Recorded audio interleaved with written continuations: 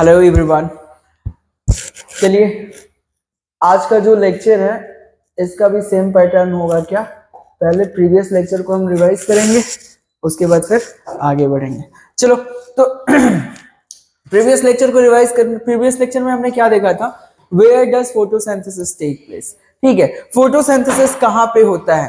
तो पहले आप लोग इसमें समझ लो कि फोटोसिंथेसिस कहाँ पे होता है। मैं 2 मिनट में रिवाइज कर देता हूँ। देखो, फोटोसिंथेसिस में दो चीजें होती हैं। पहला तो एक प्रोसेस वो जो कि डायरेक्ट लाइट ड्राइवन है, और दूसरा प्रोसेस वो जो कि क्या है, जो कि लाइट ड्राइवन नहीं है, लाइट के द्वारा, लाइट रिएक्शंस के द्वारा या उस पे जो प्रोडक्ट बन रहे हैं उसकी वजह से जो रिएक्शंस चल रहा है।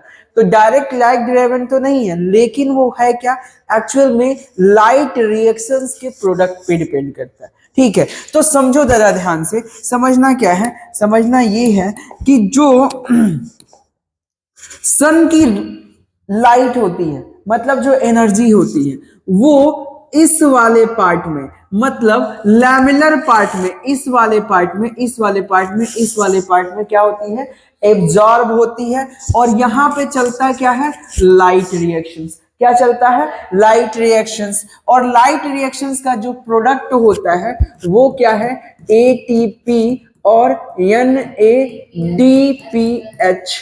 Plus H plus. समझ में आ गया यहां तक? यहां तक कोई कंफ्यूजन नहीं है? ओके, फिर हमने देखा था कि लाइट रिएक्शंस में ही, जैसे आगे देखोगे कि वाटर मॉलिक्यूल टूटता है। ओके, वाटर मॉलिक्यूल टूटता है और इवॉल्व होता है, तो वो बाई प्रोडक्ट है। समझ में आया? पर इसका इस्तेमाल किस में होता है? अब इसका इस्तेमाल जो है वो कार्बन डाइऑक्साइड के फिक्सेशन में होता है। और इसका फिक्सेशन जो है वो क्या है, कार्बन डाइऑक्साइड का जो फिक्सेशन है वो क्या है, एंजाइमेटिक रिएक्शंस। और एंजाइमेटिक रिएक्शंस कहां पे चलेगा? इस वाले पोर्शंस में, मतलब किस में चलेगा, स्ट्रोमा में।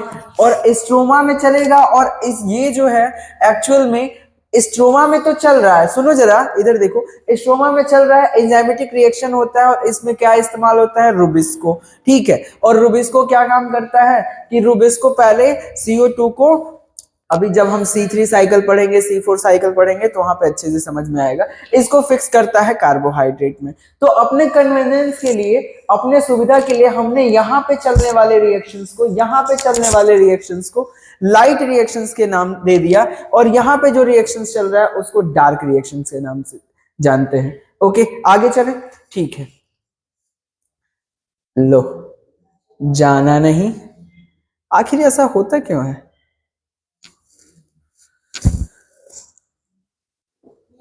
चलो, अब नहीं जाएगा।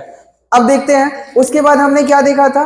उसके बाद हमने देखा था कि how many types of pigments are involved in, बात नहीं, कितने तरह के पिगमेंट इन्वॉल्व होते हैं फोटोसिंथेसिस में। और हमने बात क्या की थी कि जो नहीं भूलना था, और वो क्या नहीं भूलना था, पहला क्लोरोफिल ए। जो पहला तो ये देखो, हमें पता कैसे चला कि किसी भी ग्रीन प्लांट में कई तरह के पिगमेंट होते हैं। तो हमने क्या काम किया कि पिगमेंट, जो ग्रीन प्लांट है उससे पिगमेंट निकाल के पेपर क्रोमेटोग्राफी के थ्रू ये पता लगा लिया कि जो ग्रीन लीफ है उसमें एक ही तरह के नहीं, कई तरह के क्या है, पिगमेंट हैं। यहां तक समझ में आ गया? यही देखो, आप किसी पेड़ को देखो तो उसके सारे पत्ते एक जैसे नहीं दिखते हैं। कोई ज्यादा डार्क ग्रीन होता है, कोई हल्का ग्रीन होता है, उसमें भी कई, ग्रीन में भी कई शेड्स दिख रहे हैं।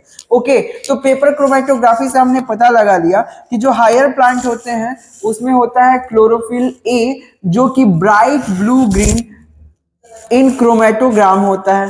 क्लोरोफिल बी कैसा होता है, येलो ग्रीन होता है। जैंथोफिल कैसा होता है, येलो होता है। और कैरोटीनॉइड कैसा होता है, येलो टू ऑरेंज होता है। समझ में आया? और पिगमेंट की प्रॉपर्टी क्या होती है कि उसकी एबिलिटी है कि वो क्या काम करे, लाइट को एब्जॉर्ब कर पाए at a specific wavelength. Okay, चलो, फिर हमने बात क्या की थी, बात ये की थी कि जिस एक साइंटिस्ट थे, TW एंगलमैन, उन्होंने क्या किया था, उन्होंने व्हाइट लाइट को पास कराया था किससे, व्हाइट लाइट को पास कराया था प्रिज्म से, और पता लगाया था कि किस लाइट में, देखो जरा, किस वेवलेंथ की लाइट में ज्यादा फोटोसिंथेसिस होता है। तो हमने क्या देखा था, एरोबिक बैक्टीरिया यूज किए थे, याद करो एनसीईआरटी में क्लैडोफोरा एल्गा दिया हुआ है।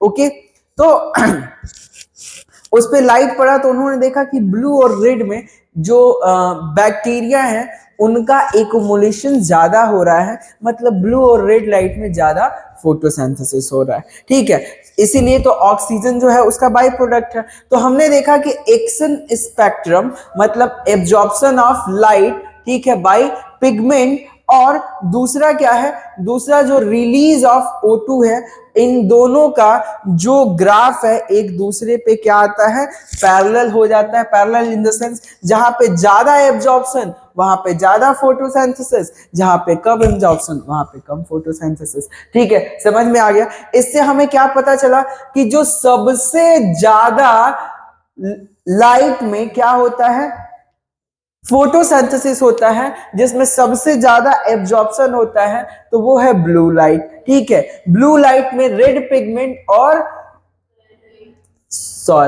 क्लोरोफिल ए और क्लोरोफिल बी दोनों ही क्या करेगा, ज्यादा से ज्यादा लाइट को एब्जॉर्ब करेगा। ये चीजें समझ में आई। अगर मैं क्वेश्चंस पूछता हूं कि ये बताओ ब्लू लाइट में कौन सा पिगमेंट जो है वो ज्यादा लाइट को एब्जॉर्ब करेगा, तो आंसर क्या होगा, क्लोरोफिल बी। ठीक है, अगर मैं ये पूछूं कि रेड लाइट में कौन ज्यादा लाइट को एब्जॉर्ब करेगा, तो क्लोरोफिल ए। अगर मैं ये पूछूं कि जो फोटोसिंथेसिस होता है किस लाइट में ज्यादा होता है, तो क्लोरोफिल ए में। कैसे, क्योंकि क्लोरोफिल ए जो है वो रेड लाइट में ज्यादा एब्जॉर्ब कर रहा है, और इसका जो नंबर होता है, जो क्वांटिटी होती है, वो 3:1 होता है क्लोरोफिल ए का क्लोरोफिल बी के साथ।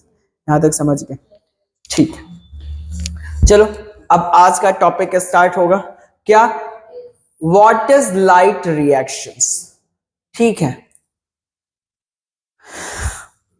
चलो इसको समझेंगे बहुत ही आराम से, बहुत ही प्यार से। ठीक है, बिना घबराए हुए। ओके, तो घबराना नहीं है। देखो, what is light reaction, light reaction क्या होता है, इसको हम, आ जाओ भाई,